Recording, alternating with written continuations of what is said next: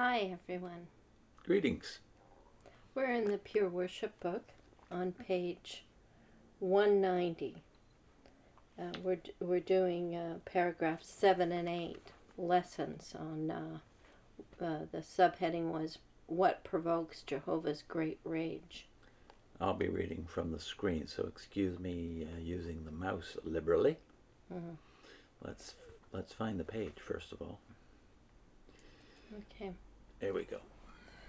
Jehovah's dealings with the Israelites provide a sobering warning for us.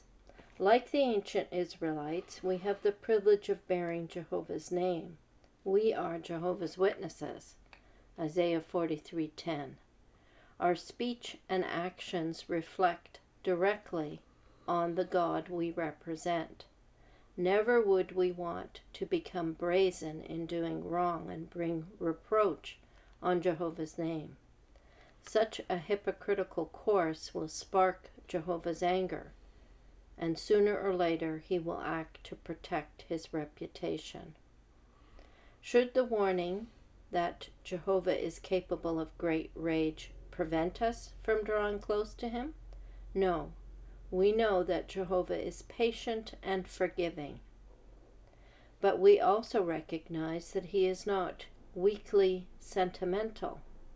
In fact, we develop a healthy respect for him, knowing that his anger will blaze against those who become hardened in a course of sin, and that he will not allow them to remain among his people.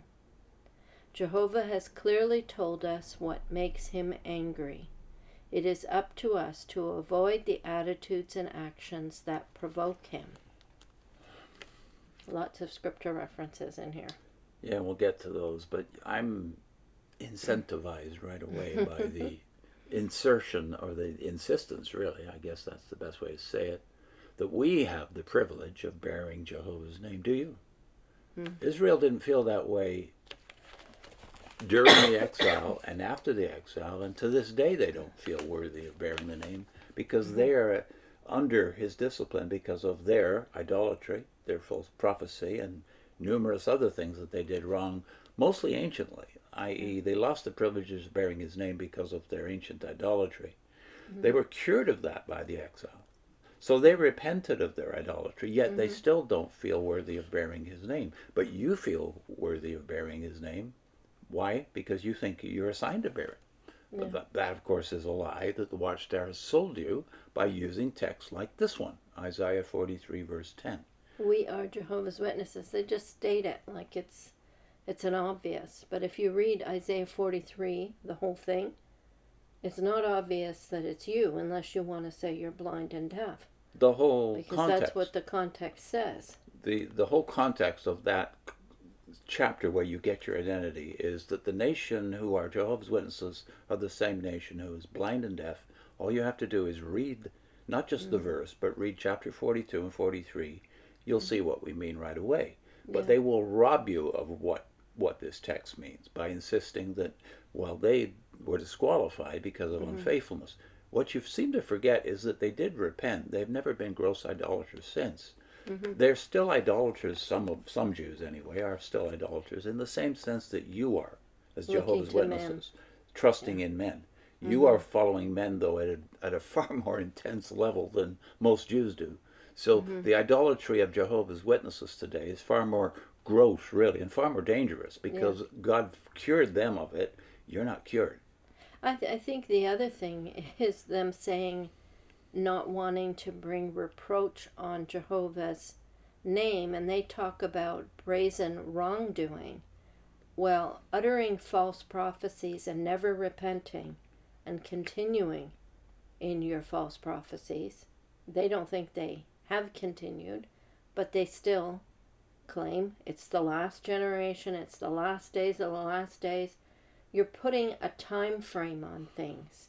Giving God dates. Yeah. Giving God a schedule. It has to be within our lifetime. Yeah, you haven't repented of that at all. No. So that is, when it doesn't come true, and it hasn't for all these years, that people have expected it in their own lifetime, what do you think the effect is on people who have been listening to this being repeated over and over again. It doesn't make them what you call awakened and thinking in urgency. It ends up being cry wolf, and they give up not only on you, they give up on God, and that's a reproach on God then. Yeah, you've brought reproach upon the name of God and Christ by your continued false prophecy, so that most people in the world now pay no attention to those who concentrate on prophecy, and you're partly to blame for that. Yeah. You're not exclusively to blame for it, we should say that, but there's a lot of other people who do it,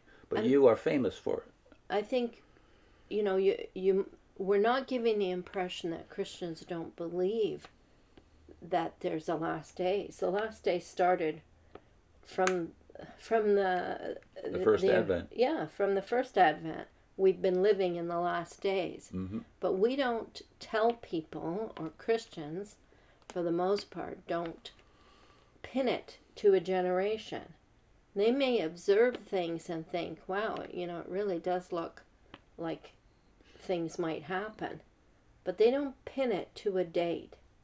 But you have done what the pre-Israelite, the pre-exile Israelites did, which is tied the name of God, you say, and quite rightly, this is this peculiar name of the God of Israel. Yeah. It's his personal name. But you have tied it to false prophecy, and now to gross idolatry in the same way they did, and you will get the same... Yeah. And you'll get the same results from it. You say ultimately. We have the privilege. Well, you just took it. It wasn't like somebody offered it to you. You just took it and said, we're going to take this name now and identify it as us. Yeah, well, and the scriptures you have chosen to make your point here, I couldn't have chosen worse if I were trying, because the scriptures have to do with another name. Now let's look more closely at them, though, so I think everybody can see what we mean. They have cited Hebrews 3, for instance. Hebrews 3, but 2 verses, missing the one in between the 2 verses. Let's see why they do that. Yeah.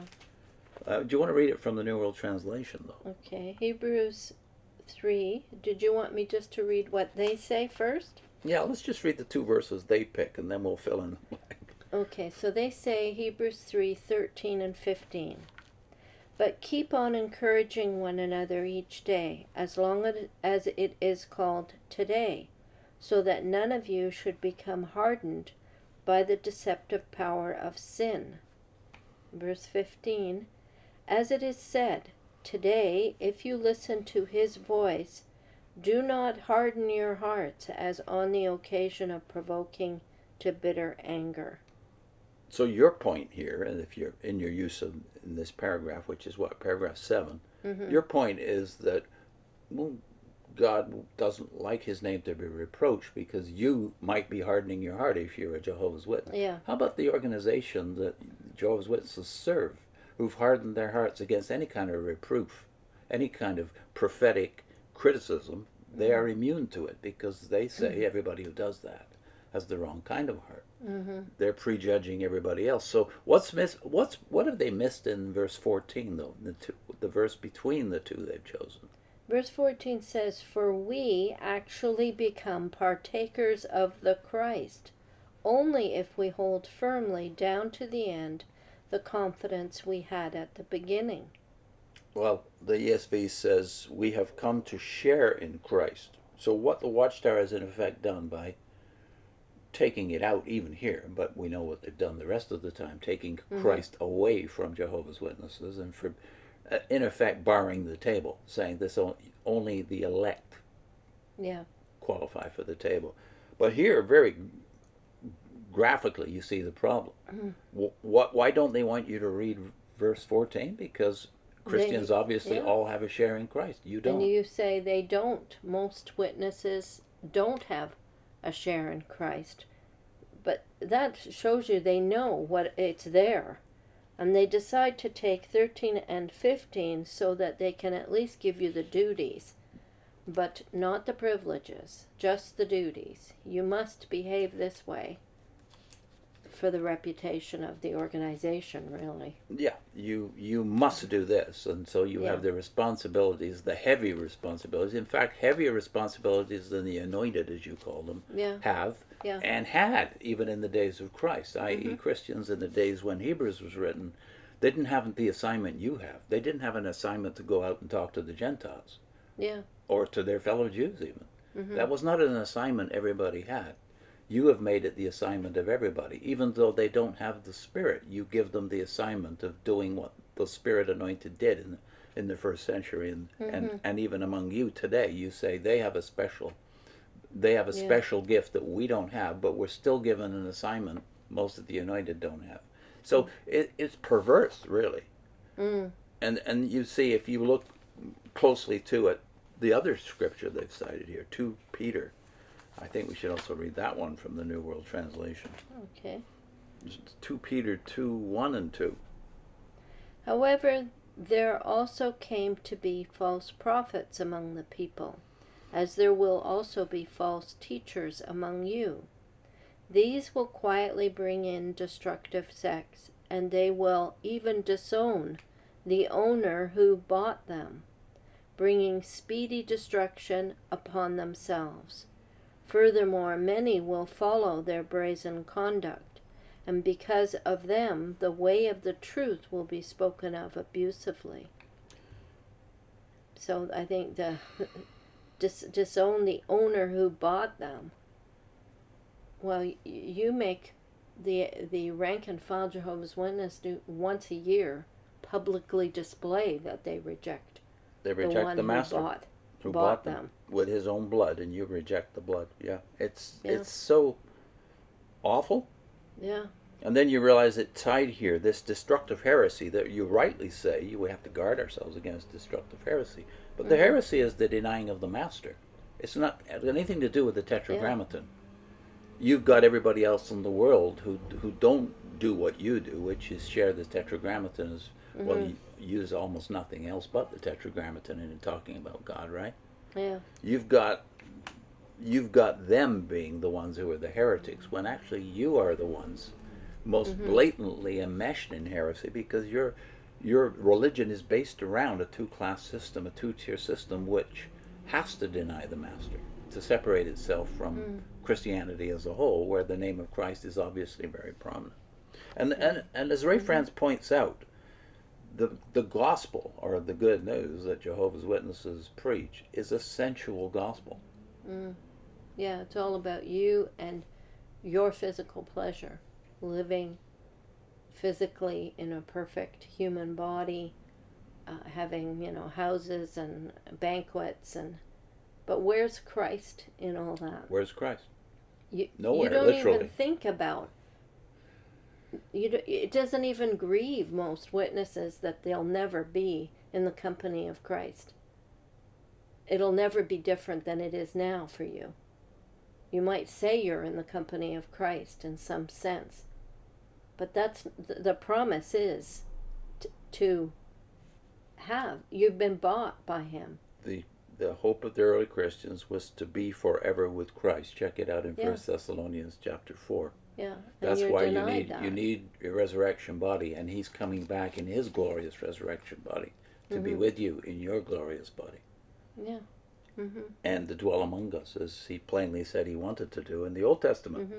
But the sensual gospel is not just what you preach, that is pleasure on earth, but it's what you rob them of, the share in Christ. Company with Christ. The ruling with Christ. I also saw that they've tied all of this to Isaiah chapter 55 here. And that also is a robbery. This time it's not robbing you of your share in Christ. It's robbing Israel of promises given to it. So here's the passage we're talking about. The only verse they're citing it for is verse 7. And the verse 7 in Isaiah 55 says, "Let the wicked forsake his way, and the unrighteous man his thoughts. Let him return to the Lord, that He may have compassion on him, and to our God, for He will abundantly pardon." Well, I like the fact that you're saying God is a God who is patient and forgiving. You're but what's the chapter about? It's about a God who's going to freely forgive Israel. just read Isaiah chapter 55 in its totality, Mm-hmm. where you have not only come everyone who thirsts, come to the waters, he who has no money, come buy eat, come buy wine and milk without money, without price. He's offering grace, that is forgiveness to Israel, even while they're still unrepentant. He's saying you can have it. I'm still offering it to you. And then verse 3 in the same context, incline your ear and come to me, hear that your soul may live, and I will make with you, that is unbelieving, unrepentant Israel, an everlasting covenant, my steadfast, sure love for David. So not only is Israel's covenant not canceled by their habitual idolatry and false prophecy, listening to false prophets, it's the line of David is not canceled. So now we link it again to Christ, because he is the son of David. Yeah. And he has never given up the promise that's attached to the line of David, that they're going to reign on earth. He is the son of David who's going to reign on earth, and those who are belonging to him, those who have a share in him, are going to rule with him. So when you rob yourself, as they've done here with all Jehovah's Witnesses, of that privilege, you're robbing yourself of Christ, yes, but you're also robbing yourself of all the promises that attach to all the people of God throughout both testaments. Yeah. An obvious demonstration of the fact that God is forgiving and loving and wants to save. You know, that's a demonstration of that he is, you know. So when you look at Israel, a witness looks at Israel or the Jews and says, well, they're in unbelief, and so they're out.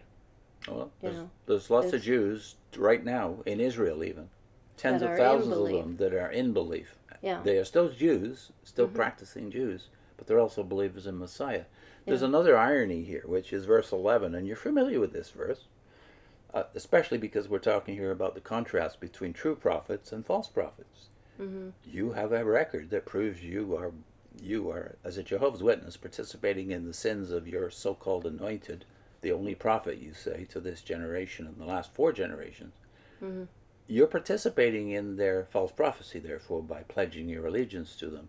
Yeah. This chapter says, in contrast to that when God raises up a prophet, let's say Isaiah or Ezekiel here, he says this about those prophets: my word that goes forth from me will not come back empty. It shall accomplish that which I purpose, and shall succeed in the thing for which I sent it. Remember Samuel, we're told that not a word he said fell to the ground. Yeah. It all came true. That's how they knew he was a prophet. Same thing Isaiah is saying here, 300 years later. Yeah. None of God's words fall to the ground. By this you know that you're not one of Jehovah's Witnesses. Because if you were, that would be true of you. Yeah. And you would never have to be embarrassed by false prophecy. You would believe when God says that he's making an everlasting covenant with his people, Israel. You would believe he's going to accomplish that. He's God. He can accomplish that. Those thoughts are all brought together here. He's not canceling his promises, his commitment to the line of David on earth. He's not canceling that because of the sins of the many. He's good because of the patriarchs. He says because of them. He remembers Abraham and he remembers the covenant. And it's not just the patriarchs, because remember in 2 Corinthians, Paul says that all the promises of God are amen in Christ. Yeah. Christ is the seal of prophecy. He's not the cancellation of the old covenant. He's the means of accomplishing it. Yeah. What's our links? We're linking to a video we did from the Proclaimer's book, number 8. What's missing from this page about Isaiah 43? Blind and deaf Jehovah's Witnesses. So that'll take you into a discussion of Isaiah 42 and 43. Good. See you next time. Bye.